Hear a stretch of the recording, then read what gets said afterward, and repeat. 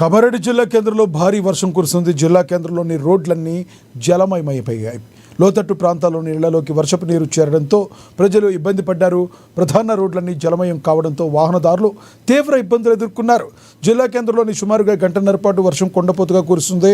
గత 2 గంటలుగా కురిసిన భారీ వర్షానికి ఇళ్లలోకి నీరు చేరడంతో పప్పు దినుసులు, బియ్యం, ఇతర వస్తువులు తడిసి ముద్దయ్యాయని బాధితులు తీవ్ర ఆవేదన వ్యక్తం చేశారు.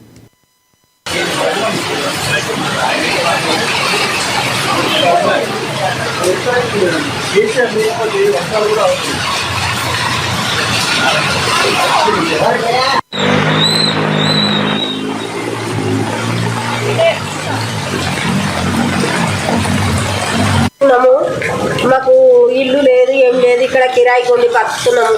నిన్ననే 35 కిలోల బియ్యం తెచ్చిండు. ఆయన్ని దాచిపోయినాయి ఇంట్లోకి నీళ్ళు వచ్చి. ఇక మరి మాకు ఒక పాప ఉంది, సంటి పాప, 2 ఏళ్ళది. మరి మేమేం దీన్ని బతుకుతాము? ఇల్లు కిరాయిలు ఏం కడతాము?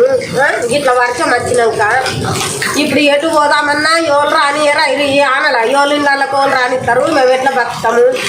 జర ఆలోచన చేయాలి. జర మాకు దయచేసి ఏమన్నా ఇంత ఇప్పుడు అండుకుందామన్నా అండుకోరాకుంటుంది ఇంట్లో.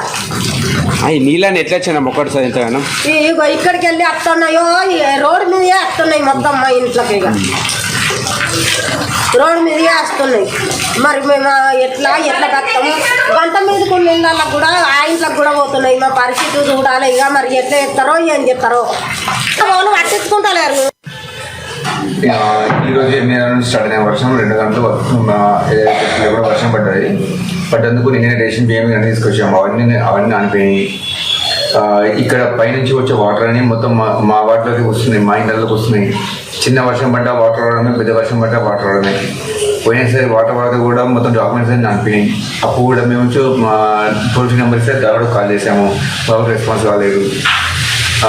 రీసెంట్లీ మొన్న మున్సిపల్ కమిషనర్కి పోయి ఫోన్ చేశాను డ్రైనేజ్ కోసము.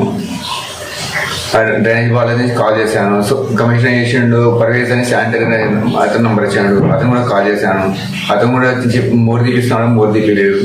అసలు డ్రైనేజ్ తీయడం చూసి ఇక్కడ అక్కడ తీసుకురు, అక్కడే స్టాప్ ఇస్తారు. అంటే మేము అవసరం కట్టాము. వాన పడబట్టి 2 గంటలు అవుతుంది. 2 గంటల నుంచి ఎడతెరపడే వాన ఉన్నది.